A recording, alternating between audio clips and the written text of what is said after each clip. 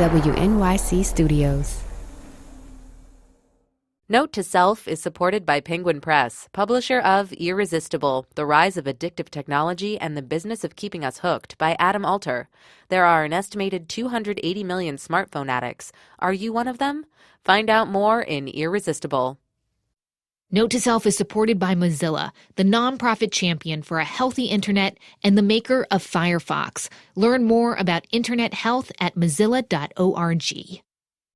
I love a good personality quiz. Maybe you do too. Chance to get to know yourself a little better, to pigeonhole those around you with a little pseudo-psychoanalysis. One of my favorites is from the 90s. It's called the Enneagram Personality Scale. What, you've never heard of the Enneagram Personality Scale? Okay, so my sister and I love this personality test. It's a great dinner party game. 9 different personality types in all. Don't worry, we'll put a link on our website. There's a sample test. It'll take you like 10 minutes. I think that Rachael is a 2, the helper. She's her family's lead parent. She's also a work-life balance consultant. And she became an entrepreneur because she believes in social change, a fair shake for women.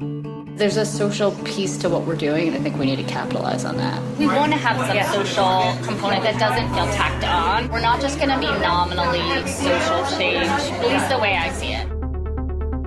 This has been her bone to pick all along. Rachael's business partner, Leslie, on the other hand, I'm guessing that she's an 8, a challenger. She comes from advertising. Her husband is the lead parent. She wants to make her mark as a female founder by creating a huge company. If we were 22, we'd be doing this. So we need to get out there. And if we don't get out there, we will be kicking ourselves. I want to basically flip. I want to flip big so we're taken seriously in the next thing that we do and the next thing that we do. Different styles, different goals, different things driving them. But together, can Rachael and Leslie create a company that conquers the work-life balance conundrum, gets more women into positions of power, and makes them tons of money?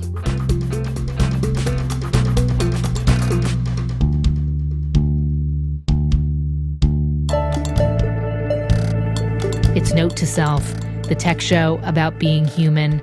I'm Manoush Samarodi. This is our 4-part series, Taking the Lead. Welcome to episode 3. The pressure. Pressure from family. Pressure from each other. Pressure from themselves. Oh, and also financial pressure.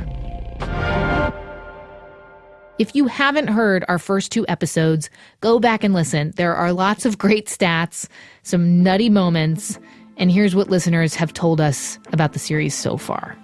Hi, my name is Mandy, and I just listened to the podcast Taking the Lead, and I have so much to say. Hello, Note to Self. At 4 minutes and 53 seconds in, I decided that I had to make my first voice note ever to let you guys know how important this series is to me. Thank you for tackling the subject of motherhood and entrepreneurship. It was incredibly cathartic listening. As someone who is a mother and a startup founder, this series definitely hits home. I'm 33, living with my significant other. My career is very, very important to me. And having this series, even though I don't have children yet, helps me understand the obstacles that I'm up against if I were to decide to have children. It's just really nice to hear that others are in the same boat. It's okay not to bring pretzels to the preschool classroom. I'd like to add that I also heard from a listener who told me that using the phrase working mother is redundant. That's a very good point. We'll keep using it just for consistency's sake for the rest of the series here. Also, I heard from a couple stay-at-home moms who say they're struggling too, and they would also love a service like this. We shouldn't assume they've got it so easy. Absolutely. I did the stay-at-home mom thing for a little bit, and it was harder than any office job I ever had. Okay, so meanwhile, Here's a quick recap of what happened. In the first 2 episodes, we met Leslie and Rachael. They had an idea for a service, tech service, that would help really busy moms deal with all their household duties so they could kill it at the office. But then what happened was they had trouble creating this company precisely because creating the company was destroying their own work-life balance. Yes, #meta. So when we left them, Leslie, with her husband acting as lead parent at home, she wants to plow ahead. But Rachael's worried that she's neglecting her children. She said, "Why are you working all the time, Mom? You never want to be with me." She's also feeling panicked by her quickly dwindling bank balance. Do you regret having moved as quickly as we did? I don't, but I'm scared we jump over more hoops that we should be, like, carefully plodding through, and then, like, we owe a shitload of money. No money. It's the typical business founder's lament. But these days, there are incubators and accelerators and mentorship programs. Rachael and Leslie decide that they need to find one before they drown. But was there a program that could work with their family's schedules? They decided they could make it work at an accelerator in Springfield, Massachusetts, of all places, called Valley Venture Mentors, after they met this woman. Oh, sure. Liz Roberts. I'm the general manager of the accelerator at Valley Venture Mentors, and I was a New York City-based tech entrepreneur who moved up to Western Mass for the good life 3 years ago. So Liz is actually an angel investor herself. She and Valley Venture Mentors want to turn Springfield, Massachusetts into like a startup scene like Austin, Texas. It's also worth noting that the application process for this accelerator program is founder blind. That means that they don't ask about race or gender. And as a result, half of the entrepreneurs in the program are women, and a third are people of color. So unlike in other accelerator programs, these entrepreneurs actually look like the majority of the U.S. population, which is kind of cool, right? How do we do this? Every other week, and on the weekends, Rachael and Leslie make the 3-hour drive north to Springfield. They get coaching from people who've made it. They build PowerPoint presentations with projected revenues and valuations. And of course, they practice their pitch. We know this problem intimately well. Working parents don't have enough support to manage work and home. Because at the end of the program, all the wannabe founders will get a chance to take the stage and pitch a dozen real investor judges. The prize is a check and maybe a judge who wants to invest directly in their business. It's exciting. It's motivating. This feels like progress for Rachael and Leslie. If they can just make it through the end of the accelerator, maybe then things will get more manageable. They'll get a jump start. Finally, at the end of May, after months of work, the final competition for the prize money is here, and I go along for the ride. Welcome aboard, Rachael. Thank you. Train 148 to Springfield. Rachael and I are on Amtrak the night before the big pitch. Leslie's already up in Springfield getting ready. Kudos to my husband. He took off the next 2 days so that I could go up and be with you. Really? Wow. Thank you. Thank you so much. A little side note, as we were sitting there having our little glasses of wine on the train, Rachael told me that there are other accelerator programs that specifically woo female entrepreneurs, and many of them promise to make investor introductions, but they also charge big fees. I can't tell you how many times I've heard people say, like, we'll hook you up with investors, and then, like, we end up spending money on them for whatever reason and it doesn't work. I feel like there's a very predatory part of the entrepreneur experience, especially for women. Valley Venture Mentors, though, is free, and the prize is $250,000. But it's divided up amongst 12 of the startup teams. The best pitch gets the most money. So it's not a lot. It's not a lot. It's not a lot. I mean, I think it's. Were you doing this for the money? Honestly don't know anymore. Yeah, we were. I mean, part of it was the money, and it's been hard to jumpstart the funding process. Especially considering that Leslie had originally envisioned Need Done as the Uber for working parents. Does Leslie still want this to be Uber? don't know the answer to that anymore. I'm going to ask her. Okay. I don't know the answer. Coming up, Rachael and Leslie give the big pitch, and they make a strategic move that completely confuses me. We'll be right back.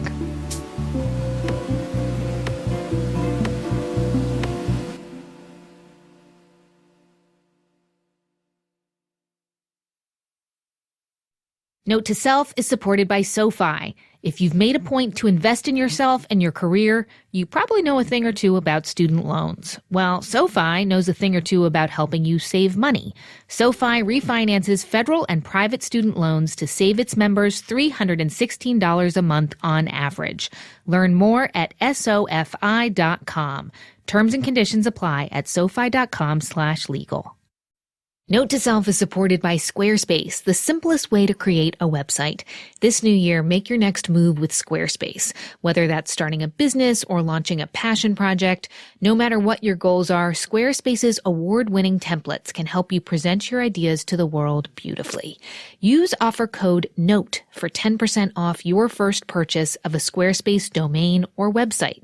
Squarespace.com. Make your next move. Make your next website. Hey, what's up? I'm Jessica Williams. And I'm Phoebe Robinson. And we are back this spring with an all-new season of our hit podcast, Two Dope Queens, from WNYC Studios. It's comedy. It's conversation with your fave celebs. It's me and Jess telling trife stories about my bottle obsession. Ugh, gross, dude. Why are you even bringing that up right now? Anyway, this season you'll hear from John Hamm, Carrie Brownstein, Tig Notaro, Gabrielle Union, and more. Ooh, my pits are sweating just thinking about it. Cool down, girl. Come on over to Two Dope Queens, wherever you get your podcast. And Bono, call me. We're back. It's Note to Self. I'm Manoush Samarodi. This is the third episode of our 4-part series, Taking the Lead. And this one's called The Pressure. Because boy, are Rachael and Leslie feeling it. All right, judges, thanks so much for being here. We have a couple starts just double-checking their slides, and then we're going to walk through the rules. On the morning of the big pitch, I walk over to the local mall where the accelerator has an auditorium. Rachael and Leslie are pacing with their fellow wannabe entrepreneurs. They're all looking real sharp in their suits, their bright primary colored dresses. They're waiting for their turn at the podium and a chance to show the 12 judges their passion and their PowerPoint decks.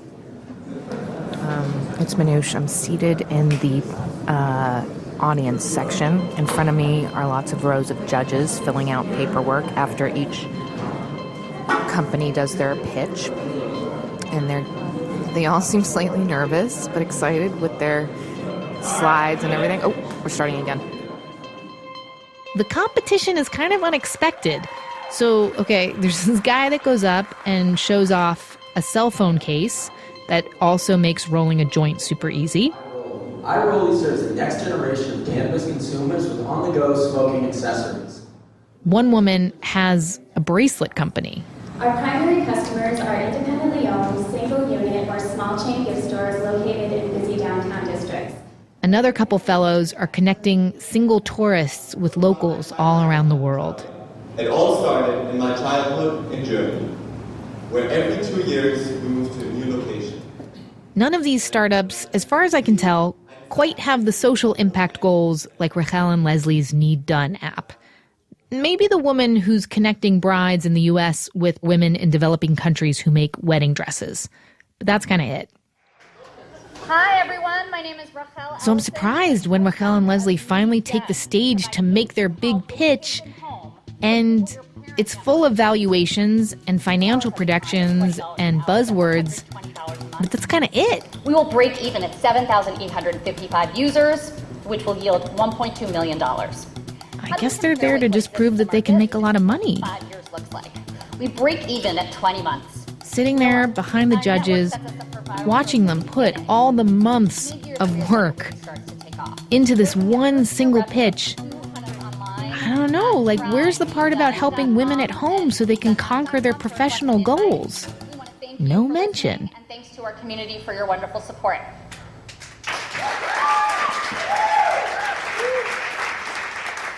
After the big pitch, Leslie and I go for coffee, and I ask her, did she feel like she was at a disadvantage with these investor judges? Is that why she doubled down on the financial stuff rather than what they think their service can help women achieve.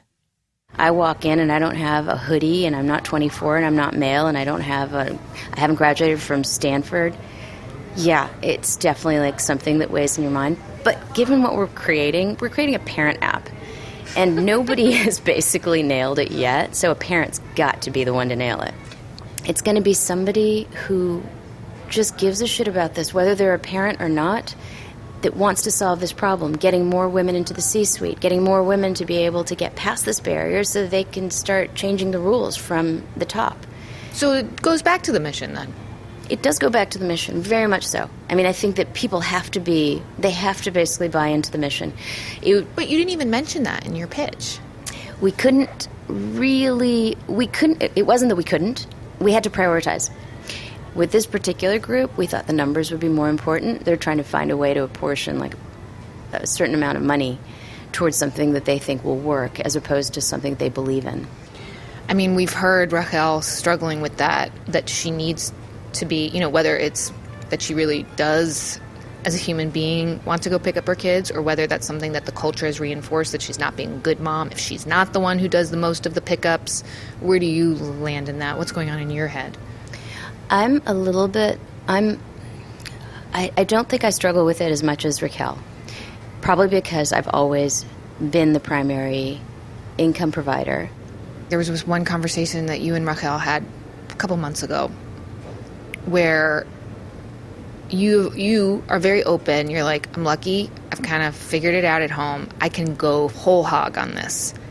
And she isn't sure. What were you thinking in that conversation?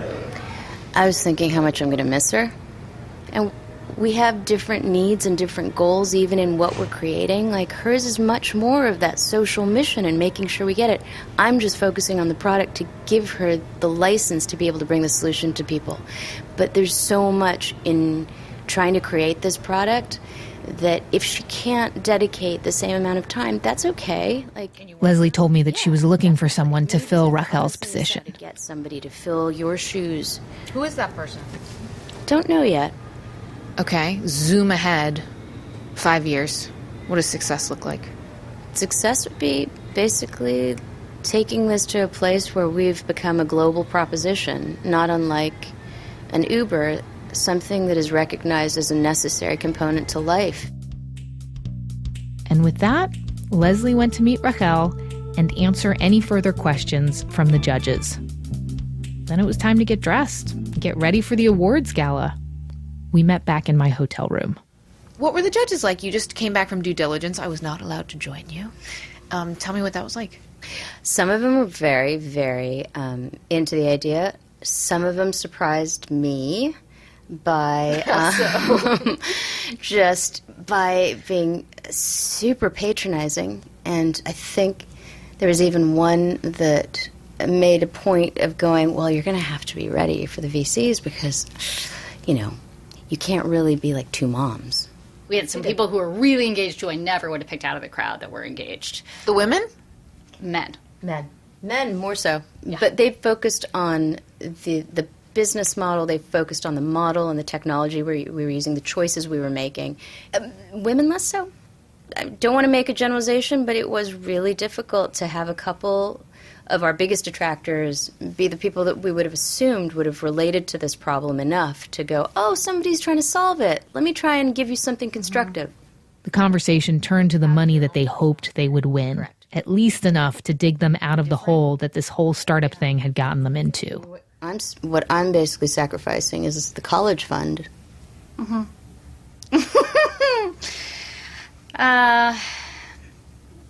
Yep. I think if I had to be honest about it, I think we're sacrificing more than the college fund on my end, which is scary.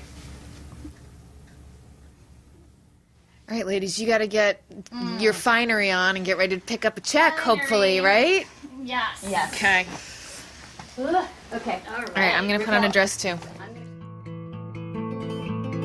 I couldn't get the idea out of my head that the reason why those female judges weren't supportive was because they just didn't connect with the pitch. I needed to track one down and ask her for myself. So at the cocktail party before the awards, Leslie pointed out one female judge who she felt had been particularly dismissive of their idea. Can I ask you a few questions? Is that okay? Sure. Great. Tell me your name. My name is Sandra Stone. And you are a judge here. I am a judge. I am the chair emeritus of the Maine Angels Investment Network up in Maine. And can I ask you honestly what you thought of their idea? What you think of Need Done? I was struggling a little bit with the idea at first, trying to figure out how that would be monetizable. If they asked you right now for money, what would you say? Where's the exit? Where's the return to the investor? I think it's a tough value proposition to sell. What if, okay, sorry to push you on this, I'm curious. What if you did it for not just a value proposition, but because you want to change the paradigm, make something that helps more women get into the C-suite? Because I think that's in part how they see this business. And they didn't talk a lot about the social... They didn't talk about that at all. I think they skipped a few steps to get to you, and it makes me sad because what has gotten me most excited about it is this idea of changing a societal problem, of getting more women to be able to not drop out when they have children. I actually don't see the connection there. Okay, so here's how, from what I understand, society has an issue. It still mostly, for the majority, comes down to the women who do the majority of the housekeeping, figure out what's going on with the kids' schedules, take them to doctor's appointments, yada, yada, yada. So the idea is that, like, if something happened at work and instead of like, oh crap, my kid is sick, I have to leave, you access the network. Someone else steps in. You don't have to drop the ball with an important client, and you don't get penalized for being a woman with kids and a husband who also works. And a society that says, well, of course the woman will be the one that has to answer the call first. Right. And that's a good point. I think that the points that you're making are ones that did not really get presented. Does it surprise you that they left out those details and that they really... That's critical in my mind because that makes me think of it in a different way than the way that I was looking at it. I happen to be somebody that also wants to value social impact investing. So if I have two equal investments and one is going to either be a female entrepreneur or impact the things that are really being accessibility or empowering differentials for women, that's where I'm going to probably invest. Should I give them advice? Should I tell them to go back to the story? I mean, I'm inserting myself into the story right now. Well, I almost want to replay what you've had. They should listen to this. No. Okay, so I'd convinced one skeptical female investor. But what about one of the male investors? Rachael and Leslie said some of them had been actually very supportive. Maybe they really were won over by emphasizing financial valuations in the pitch rather than social values. Ali Usman, and I'm an entrepreneur, and I'm also a member of the local angel group. And may I ask what your impressions of Need Done were?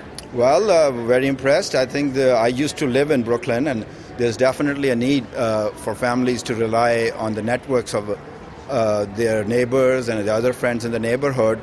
And it's a great idea, and I actually did award them some money, so of course I'm in their camp. So if you are in their camp, if they came to you and asked you to invest in them, what would you say? I think at this stage they need to, before I can present them to the investment group, they would have to prove the model on the ground. They didn't really go into this in the pitch, but one thing that I've heard them talk a lot about is the social component of this. When they started out, that was the goal. It was to change the culture so that more women ended up in the C-suite. Does that surprise you? You have a funny look on your face. The reason I had the funny look is because I did not hear that from them. If they have a personal story, it tells me that they're not going to give up. But did you listen to their pitch? I did listen to their pitch. So you noticed they didn't mention it? Yeah, I asked them. I was like, where's the story? Yeah, definitely. They said, well, we didn't have enough time. We had to focus on the numbers. That's what the investors want to hear. It's like buying a house. You like a house because you just like it. I don't know. I mean, so same way, if you feel if you can connect on an emotional level, And this thing about getting more women into the C-suite is important to both men and women, you know. Man, what the hell? Based on what these two judges just told me, it sounded like Leslie and Rachael were going to be awarded peanuts for prize money. Why hadn't anyone given Rachael and Leslie this advice about doubling down on the social mission and their personal investment and struggles before, like during the accelerator? I had to hunt down the accelerator's general manager, who you met before, Liz Roberts, the angel investor, the former Brooklyn resident, and mother. What did she tell them? But there's pressure to be fair to them, that you have to fit in a certain box, and that's what you see getting funded. We're talking about I told Liz that it sounded like Rachael had realized that she couldn't fit into that box, and that she'd wanted to try and rewrite the rules by acknowledging that they are two middle-aged moms who also happen to be badass entrepreneurs.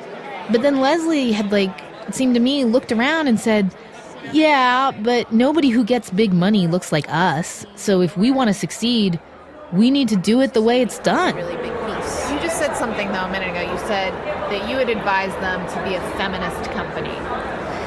That's me, focus group of one. But yes, I do think there's something about them just being more all in that would differentiate it. So why were they reluctant? Why? I don't know.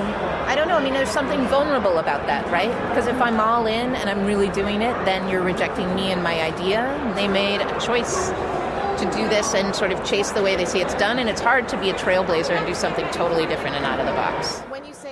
Liz told me that she had actually advised them to focus on how democratizing caretaking could free women.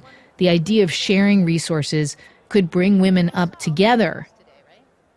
But then cocktail hour was over, and I had run out of time with my pitch. We head into the gala. I'm seated right between Leslie and Rachael, unsure which way the rest of the judges would fall. Would they embrace the more traditionally male presentation style of an app that happens to be for working moms? Or would the whole point of the app be lost on them because they didn't feel for the two women making the app and the pain points that they and their future customers were facing? Another glass of Pinot Grigio, anyone? This was extremely stressful. On the one hand, I really wanted them to win because I want working women to win, right? But on the other hand, if they won the big pot of money, that would be rewarding a presentation that was mostly about finances and ignored the gender equality aspect, a presentation that skirted the real issues that need to be discussed, that we're trying to discuss here. I didn't want to be vindicated, but then, well, of course I did. Anyway.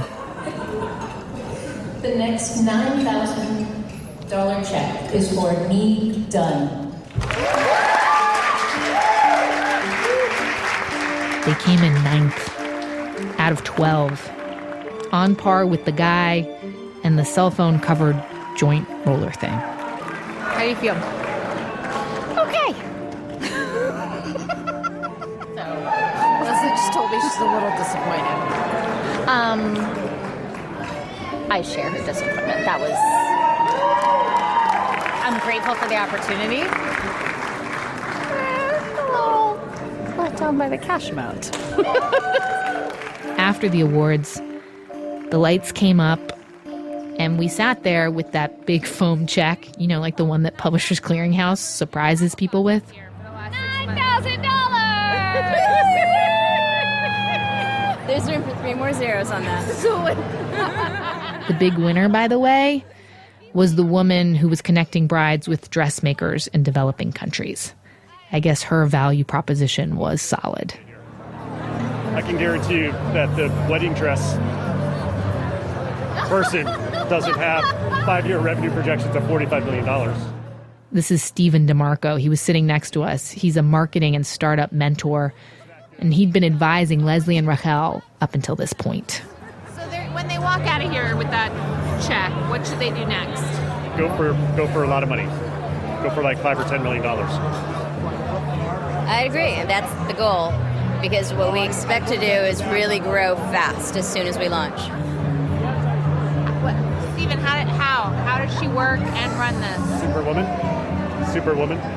But we're not superwomen. Isn't that what we've learned? You need me to basically make sure everybody else doesn't have to do this. And I think Kind of what entrepreneurs do. It's like, you achieve things greater than the resources available. That's the definition of entrepreneurship. On the final episode of Taking the Lead, you've got to prove that you know your stuff, almost first. At least that's what I've learned. I've had most success once people don't see my gender when they see my talent. Leslie and Rachael come into the studios here at WNYC, and I play them what the judges told me about their pitch. But wait, is Rachael even going to stay part of this company? We have made different decisions. Plus, a very intimate conversation about the roles of men and women in today's families. First, with the woman who reignited this whole conversation just a couple years ago, Hillary Clinton's former right-hand woman at the State Department, Anne Marie Slaughter. My children periodically look at me and say, Mom, you just wrote a book about care and you're on the road all the time. And we'll talk to the guy who's at home while Anne Marie is on the road, her husband and the family's lead parent, Andrew Moravchik. You can't quite resist the psychological temptation when Anne Marie doesn't know that there's a piano recital coming up or something like that to say, how can you not know there's a piano recital coming up?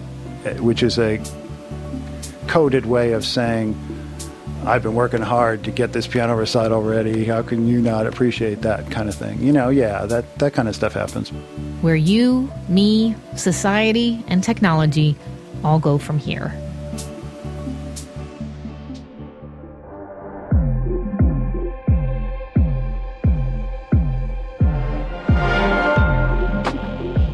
Subscribe to Note to Self so you don't miss this final installment. Also, we love getting your feedback on this series.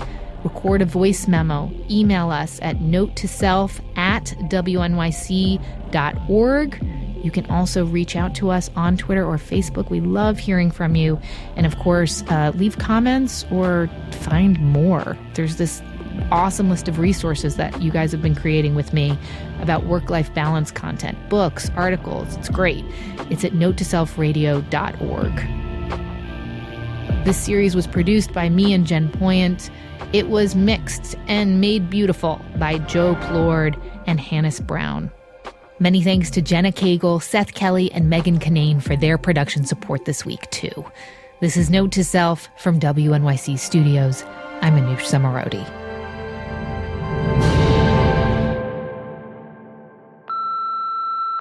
I'm a reporter at the Wall Street Journal, and my husband and I were running out of time to start a family given our more advanced ages. The old-fashioned way wasn't working, so we started in on fertility treatments just as my work covering the Republican presidential field was kicking in. I was up in New Hampshire earlier this year for one campaign swing. On what was supposed to be my last day there, my editor called me up to stay an extra day to cover Trump's campaign rally in Lowell, Massachusetts. I quickly said yes, as it was a great opportunity, only to realize I needed more medication, and if I stopped taking it, it would be a blow to this fertility cycle. So I finished covering Chris Christie's speech on national security, then ran out in the cold and frantically called my nurse, and of course blamed myself for choosing my job once again over finally allowing myself to put family first. Eventually, I got the drugs, and I got to Lowell just in time to cover Trump. And it was these drugs on that third round that got me pregnant. We were expecting a boy in October, and what a relief it all worked out. But I still have some lingering guilt about how far I pushed this work and pregnancy juggling. This is all too common and yet not talked about. And so that's why I'm sharing this story.